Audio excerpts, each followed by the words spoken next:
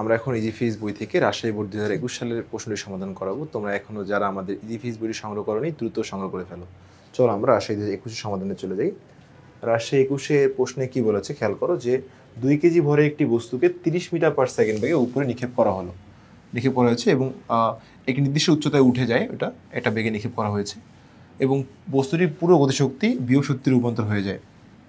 আমরা জানি উপরে যখন ঢিল মারা হয় কোনো বস্তু, সেটা যত উপরে যাবে আস্তে আস্তে কী বলতো বিয়োগ শক্তি উৎপন্ন হয়, গতিশক্তিটা বিয়োগ শক্তিতে কনভার্ট হয়ে যায়। ঠিক আছে, আচ্ছা দৃশ্য 2 মানে দুটো দৃশ্যকল্প দিয়েছে। চলো আরেকটা দৃশ্যকল্প চলে যায়, কী বলেছে দেখি। ওইটার ডায়াগ্রাম দিয়েছে, শক্তি উৎস দেওয়া আছে এই জায়গায় এবং এখানে বলেছে অনবায়নযোগ্য শক্তি এবং নবায়নযোগ্য শক্তি দেওয়া আছে। প্রথম কোশ্চেন করেছে কন্ট্রোল রড কি। সো কন্ট্রোল রড হচ্ছে নিউক্লিয়ার যে বিক্রিয়াটা হয়, তোমাদের মনে করে দেখে তোমরা জানো যে ওই যে ইউরেনিয়ামকে যখন ভর 292 পারমাণবিক সংখ্যা 92 এবং ভর 235 যখন একটা নিউট্রন দিয়ে আঘাত করা হয়, তখন 3টা নিউট্রন এখান থেকে বিচ্ছরণ হয়, 1টা 2টা 3টা। আবার এই নিউট্রনটা গিয়ে আরেকটা ইউনিটকে ভাঙবে, ও আরেকটা ইউনিটকে ভাঙবে, ও আরেকটা ইউনিটকে ভাঙবে, তো ভাঙে আবার এখান থেকে 3টা নিউট্রন বের হবে, এইভাবে 3টা নিউট্রন বের হবে, এইভাবে লাস্টে কোটি কোটি কোটি কোটি নিউট্রন বের হয়। হ্যাঁ, সো এই নিউট্রনগুলোকে যদি কী বলতো নিয়ন্ত্রণ করা না যায়, পরে কিন্তু সেখানে একটা বিস্ফোরণ হওয়ার সম্ভাবনা থাকে।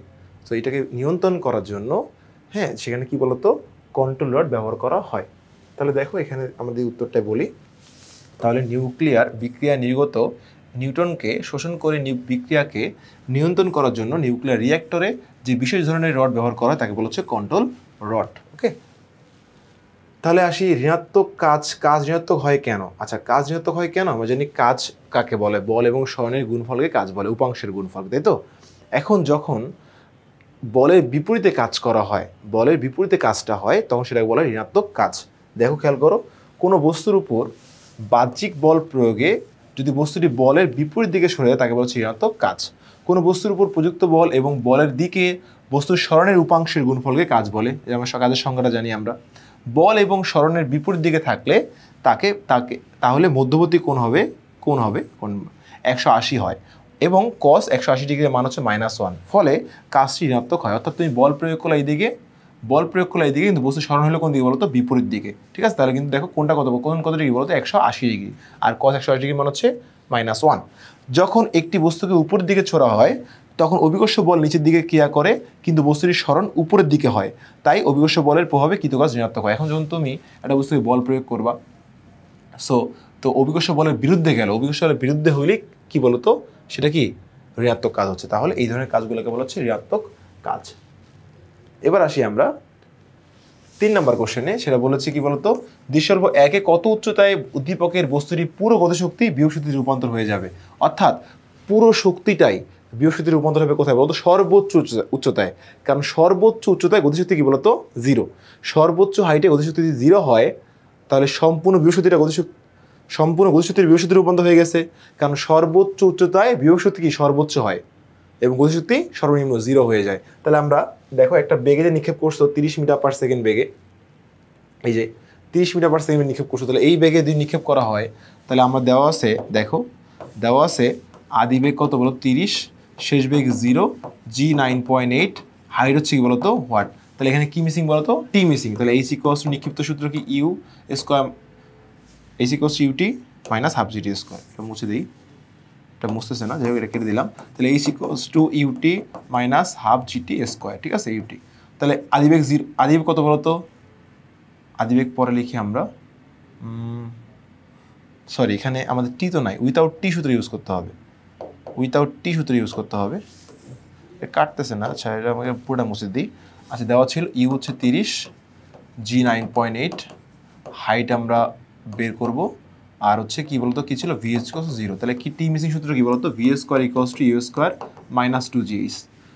আদিবেগ কত দেওয়া আছে, তাহলে শেষ বেগ 0, তাহলে 2gh ইকুয়ালস টু কি বলতো ইউ স্কোয়ার, তাহলে H equals to u square by 2g। আমরা যদি কেউ সূত্র ডিরেক্ট এটা লিখি যে h equals to u square by 2, তারপরে হবে, কারণ সর্বোচ্চ উচ্চতার সূত্র হচ্ছে h equals to u square by 2g। তাহলে কত হবে 30 স্কোয়ার ভাগ 2 ইন্টু 9.8। তাহলে দেখো কত আসে, 30 স্কোয়ার ভাগ 2 ইন্টু 9.8, তাহলে আসবে হচ্ছে 45.91 মিটার। এই হাইটে হচ্ছে গতিশক্তি কি শূন্য হয়ে যাবে এবং পুরো শক্তিটাই বিয়োগ শক্তিতে রূপান্তর হয়ে যাবে, আর সর্বোচ্চ উচ্চতা বের করছি আর কি।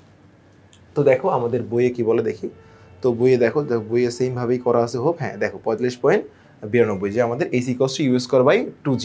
V² দিচ্ছে, ইউ ধরতে পারো, বেগ একই জিনিস, আদি বেগ শেষ বেগ একই জিনিস। তাহলে আনসার আসবে হচ্ছে সেম, দেখো 45.92 মিটার হচ্ছে আমাদের আনসার। ওকে, আচ্ছা এরপর একটু যাই পরেরটায় কি বলেছে দেখি। পরেরটা বলেছে হচ্ছে দেখো দৃশ্যকল্প 2 উল্লেখিত শক্তির রূপান্তর ব্যাখ্যাপূর্বক পরিবেশের উপর শক্তির বিরূপ প্রভাব সম্পর্কে তোমার মতামত দাও।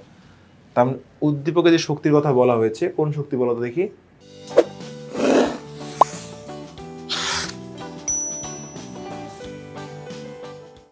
দেখ উদ্দীপক শক্তির কথা বলা হয়েছে, এই যে শক্তিটা, এই শক্তিটার রূপান্তর হয়েছে কি হবে এবং এটার হচ্ছে বিরূপ প্রভাব, শক্তি যে বিরূপ প্রভাব আছে আমাদের পরিবেশের উপর, সেটা আমাদের এক্সপ্লেন করতে হবে, ব্যাখ্যামূলক, এটাকে ম্যাথ না। তো দেখো এখানে ব্যাখ্যা করতে হলে শক্তির উৎস হচ্ছে দেওয়া আছে। একটা হচ্ছে অনবয়নযোগ্য শক্তি, যেটা হচ্ছে ফসিলি জ্বালানি, যেগুলো হচ্ছে আমরা বলি তেল, কয়লা, হ্যাঁ নিউক্লিয়ার শক্তি, এগুলো হচ্ছে অনবয়নযোগ্য শক্তি। আর নবয়নযোগ্য শক্তি হচ্ছে সৌরশক্তি, কোনটা বলো তো, যেটা সূর্য থেকে আমরা পাই। ওকে, তো অনবয়নযোগ্য শক্তি সেগুলো হচ্ছে তেল, কয়লা, এগুলো তো আসলে অনেক দিন ধরে মাটির নিচে মজুদ থাকে, মাটির নিচে থাকে এগুলোকে বলে আমরা সংগ্রহ করে এগুলোকে পরিশোধন করা হয়, পরিশোধন করে আমরা কেরোসিন, পেট্রোল এগুলো পাই, তাই তো। আবার সৌরশক্তিতে আসলে নবায়নযোগ্য শক্তি যেটা আছে, এটা সূর্য থেকে তাপ গ্রহণ করে সেখান থেকে হচ্ছে ইলেকট্রিসিটি তৈরি করা হয় সৌর প্যানেলের মাধ্যমে, বা অনেক মাধ্যম আছে যে মাধ্যমে ইলেকট্রিসিটি তৈরি করা হয়। এটা কিন্তু নবায়নযোগ্য, কারণ এটা হচ্ছে সৌরশক্তি থেকে পৃথিবী যতদিন আছে, সূর্য ততদিন থাকবেই, তো সেখান থেকে কিন্তু এটা বারবার ব্যবহার করা যেতে পারে, এই জন্য এটাকে বলা নবায়নযোগ্য শক্তি বলা হয়। এখন এটা পরিবেশের উপর কীরূপ ঝুঁকি ফেলতেছে এটা আমরা একটু দেখবো, চলো। তো দেখো এখানে আমাদের বই এক্সপ্রেশনটা দেখি, আমরা একটু পড়ি এটা কি বলেছে। দেখো এখানে যেটা তোমাদের বললাম, দেখো যে নবায়নযোগ্য শক্তি যেটা ছিল প্রথমে সৌরশক্তি, আর একটা হচ্ছে ফসিলি জ্বালানি। তো প্রথমটা যেটা বলছে অনবায়নযোগ্য শক্তি যেটা ছিল, সেটা হচ্ছে ফসিলি জ্বালানি, যেমন তেল, গ্যাস, কয়লা বোঝানো যেতে পারে। তো এরা গাছপালা মাটির নিচে চাপা পড়ে রূপ ধারণ করে বিভিন্ন অনেক বছর আগে থেকেই, লক্ষ কোটি বছর আগে থেকেই, এবং মাটির নিচ থেকে কয়লা, তেল, গ্যাস উত্তোলন করার পর সেগুলোকে পরিশোধন করে পেট্রোল বা ডিজেল বা কেরোসিনে রূপান্তর করা যায়। এবং মাটির নিচে মিথেন গ্যাস ও অন্যান্য গ্যাস ও জলীয় বাষ্প মিশ্রিত অবস্থায় পাওয়া যায়, এদেরকে আলাদা করে ব্যবহার করে উপযোগী করে তোলা হয়। এই ধরনের শক্তি মজুদ ব্যবহারের সাথে সাথে ধীরে ধীরে কমে যাচ্ছে এবং একসময় নিঃশেষ হয়ে যাবে, তাই এদেরকে অনবায়নযোগ্য শক্তি হিসেবে বিবেচনা করা হয়ে যেতে পারে।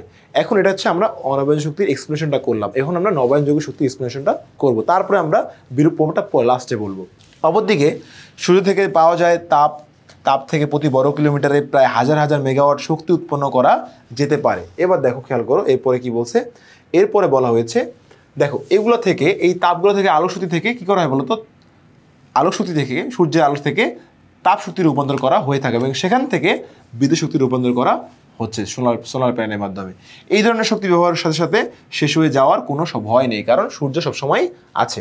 আমরা নবায়নযোগ্য শক্তি হিসেবে এটাকে বলতে পারি। তবে এই শক্তি রূপান্তরে পরিবেশের উপর বিরূপ প্রভাব, এই যে আমরা এখন দুইটাকে এক্সপ্লেনেশন করছি, নবায়নযোগ্য এক্সপ্লেনেশন করছি এবং অনবায়নযোগ্য এক্সপ্লেনেশন করছি। এবার আমরা এগুলার বিরূপ প্রভাবটা আমরা এক্সপ্লেনেশন করবো। দেখো বিরূপ প্রভাব লক্ষণীয়, ফসিল জ্বালানি যেমন তেল, গ্যাস, কয়লা পুড়িয়ে যখন তাপ শক্তি তৈরি করা হয় তখন CO2 গ্যাস তৈরি হয়। এটি একটি গ্রিনহাউস গ্যাস, ফলে বৈশ্বিক উষ্ণতা ধীরে ধীরে বেড়ে চলছে এবং নিম্ন অঞ্চল প্লাবিত হওয়া ও কৃষিজমি লবণাক্ত হওয়ার সম্ভাবনা বেড়ে যাচ্ছে। তো এগুলো কিন্তু আমাদের ইফেক্টগুলো ব্যাখ্যা করতে হবে। এছাড়া যখন নিউক্লিয়ার, দেখো যেটা আমরা অনবায়নযোগ্য শক্তির কথা বলছি, নিউক্লিয়ার যখন বিদ্যুৎ কেন্দ্র থেকে CO2 নিঃসরণ হয়, দেখো CO2 নিঃসরণ হয়, সেই CO2 তেজস্ক্রিয় বজ্র নিঃসরণ এবং এসব পরিবেশে ঝুঁকিপূর্ণ হয়ে তুলতে পারে। তবে তুলনামূলকভাবে পরিবেশের উপর নবায়নযোগ্য শক্তির বিরূপ প্রভাব কম হলেও জলবিদ্যুতের জন্য নদীতে বাঁধ দেওয়া বিস্তীর্ণ অঞ্চল প্লাবিত করে এবং পরিবেশের ক্ষতি হতে পারে। অপরদিকে বাঁধের পরিবর্তে এলাকায় তীব্র খরার সৃষ্টি হওয়ার সম্ভাবনা তৈরি হচ্ছে। তো ব্যাপারটা হচ্ছে আমরা এখানে কি দেখলাম, আমরা এখানে কোশ্চেনে বলেছে দুইটা পয়েন্ট দিয়েছে, একটা হচ্ছে অনবায়নযোগ্য শক্তি, এটা হচ্ছে নবায়নযোগ্য শক্তি। তো প্রথমে আমরা অনবায়নযোগ্য শক্তিকে এক্সপ্লেন করবো। ফসিল জ্বালানি কোনগুলো বলতো, তেল, গ্যাস যেগুলো আছে এগুলো হচ্ছে ফসিল জ্বালানি, ঠিক আছে। এবং নবায়নযোগ্যটা হচ্ছে কি বলতো, সৌরশক্তি। তাহলে আমরা দুইটাকে এক্সপ্রেশন করব। সৌরশক্তি কোথা থেকে পাওয়া যায়, সূর্য থেকে তাপ সংগ্রহ করি আমরা, তাপ থেকে কী করি, আলোক শক্তি থেকে বিদ্যুৎ শক্তি তৈরি করি আমরা, কী হবে, আলোটাকে তাপে কনভার্ট করে বিদ্যুৎ তৈরি করা হয়, তাই তো।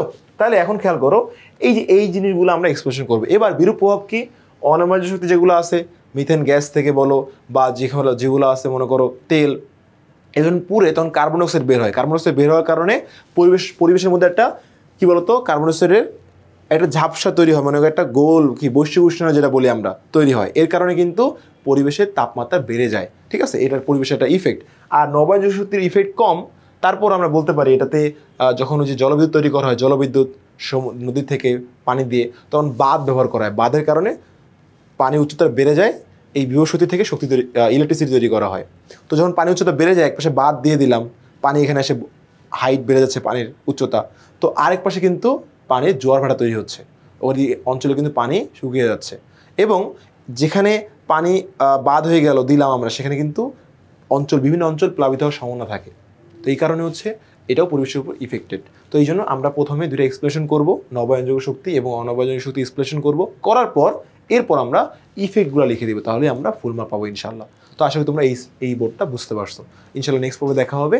তোমরা এখনও যারা আমাদের ইজি ফিজ বইটি সংগ্রহ করোনি দ্রুত সংগ্রহ করে ফেলো। আল্লাহ হাফিজ।